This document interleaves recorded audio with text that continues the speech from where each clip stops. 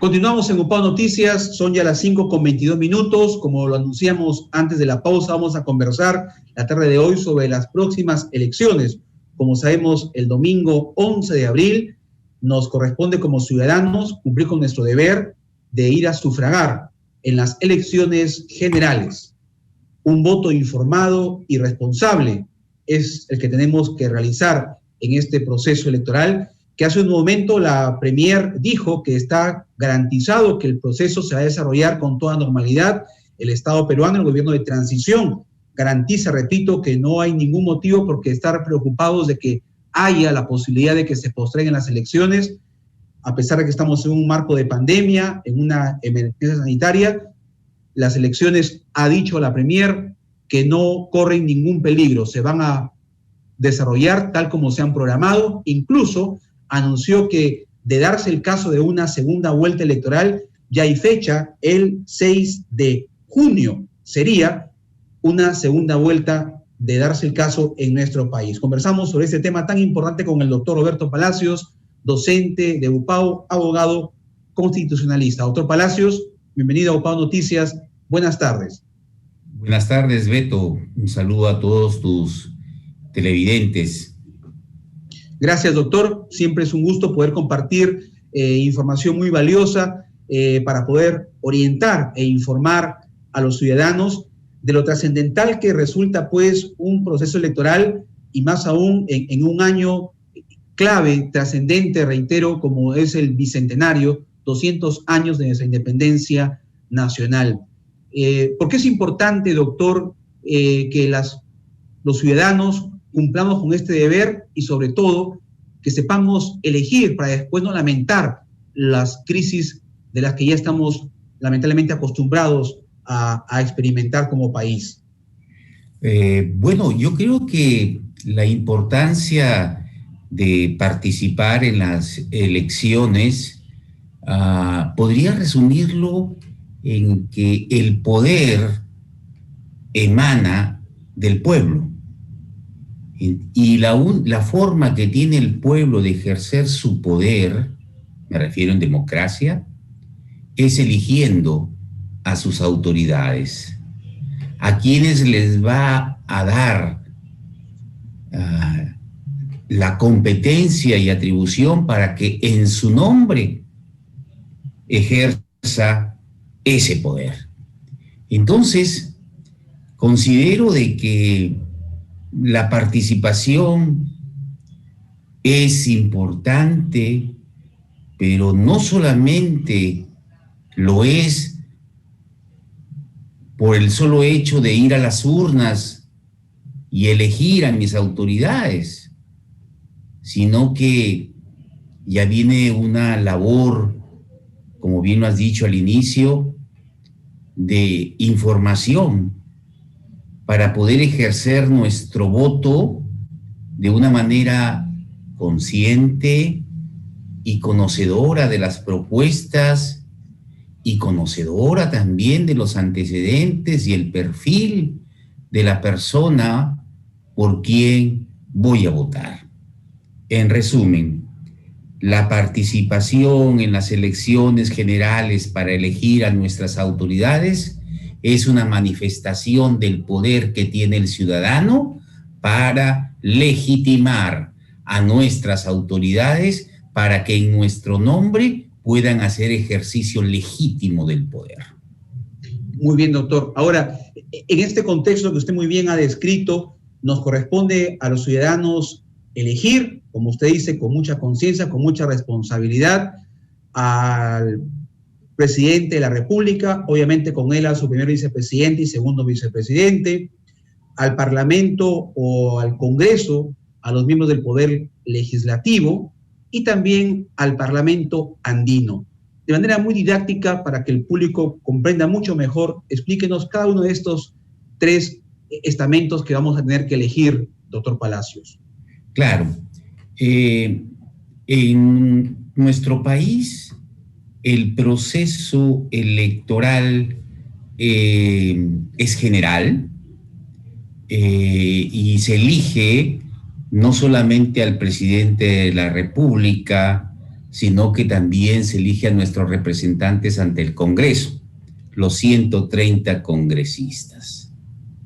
Y desde el año 1984 aproximadamente, es que se eligen a nuestros representantes ante el Parlamento andino.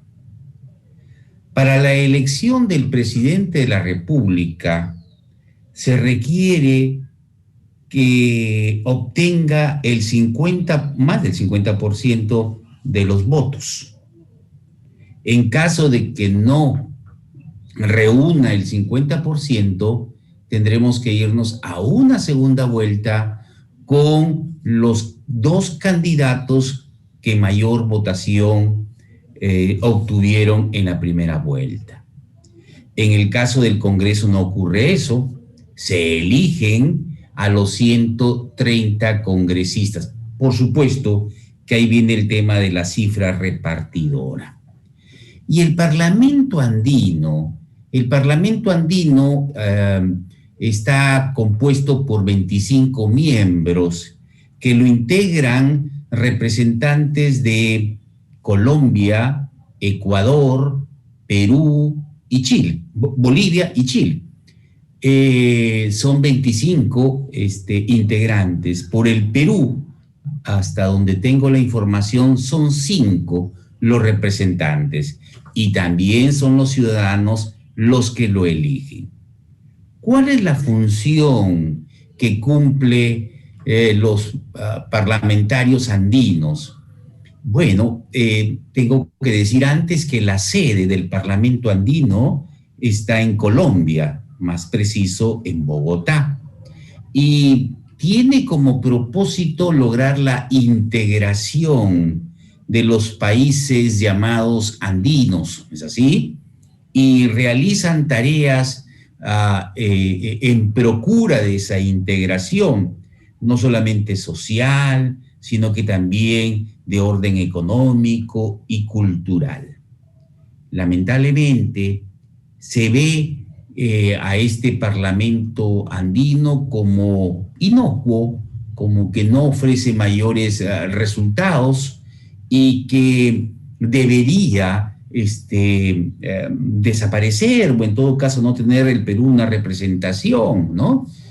Porque esa puede ser suplida no solamente por el Ministerio de Relaciones Exteriores, hablando del Ejecutivo, sino por el propio Congreso a través de la Comisión de Relaciones Exteriores o la comisión ad hoc que se pueda formar al respecto.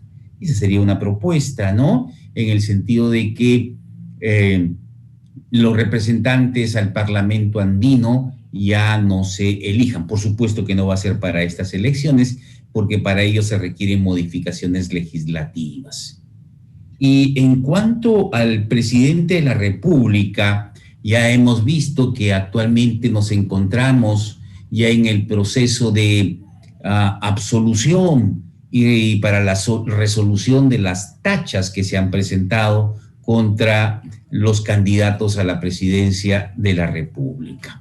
Ese es un poco lo que podría comentar de manera general del proceso electoral peruano que se va a realizar este 11 de abril. Son elecciones generales, concurrentes, obligatorias, para los ciudadanos mayores a 18 años, en las que se va a elegir al presidente de la República y a los 2 vicepresidentes. Ojo, que con la última experiencia que hemos tenido, tenemos que evaluar bien también a los candidatos a las vicepresidencias, ¿no?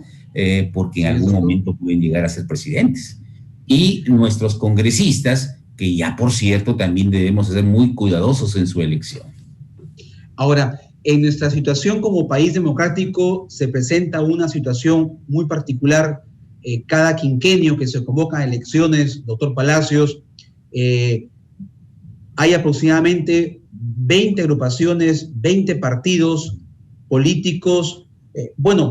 Algunos no tienen la calidad de ser partidos políticos. Sabemos que hay una crisis también en nuestro país de partidos políticos. Hay mucha polémica al respecto, son asociaciones, instituciones, movimientos que aparecen de manera ocasional. En algunos casos han sido hasta calificados de algunas agrupaciones vientres de alquiler. si vale el término, para darle oportunidad a algún político oportunista, reitero, que aspira a llegar al sillón presidencial.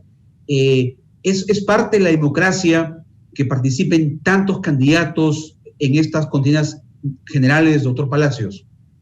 De manera general, tendría que admitir de que es parte de la democracia en la medida de que es un derecho general el de elegir y ser elegido, y no debe haber ningún tipo de restricción o de limitación. Sin embargo, considero de que debe haber un desarrollo legislativo. Por eso, la importancia de la reforma política que quedó pendiente, ¿no es así?, para fortalecer a los partidos políticos y para evitar estas situaciones, como bien lo mencionas, y el término se explica por sí mismo, de los vientres de alquiler, ¿no? De aquellos tal vez advenedizos que se cuelgan de un movimiento que ya tiene una inscripción para candidatear. Lo que no hace sino generar un desencanto, porque se nos instala en nosotros la idea de que falta una ideología, un sustento programático y coherente y de largo aliento en aquellos que pretenden postular a la presidencia de la República. Y debo coincidir nuevamente contigo de que cada 5 años tengamos en vitrina a 20, 24 candidatos a la República, aun cuando la democracia importa participación, es a través de la ley la que establezca el marco para la, no limitación, pero sí para establecer las reglas para que se pueda participar. Bien, doctor. Ahora, en una oportunidad conversábamos con usted cuando estábamos frente a estas marchas multitudinarias de los jóvenes que salieron a las calles, recordamos, para protestar por este gobierno o por esta crisis de gobernabilidad que se generó luego de la vacancia del expresidente Vizcarra. Decíamos que los jóvenes estaban teniendo, desde esa perspectiva, una participación muy importante. Ha pasado el tiempo, unos meses, estamos en un nuevo año. ¿Cómo usted visualiza la participación de los jóvenes en estas próximas elecciones presidenciales, doctor Palacios? Yo creo que la participación de los jóvenes es vital.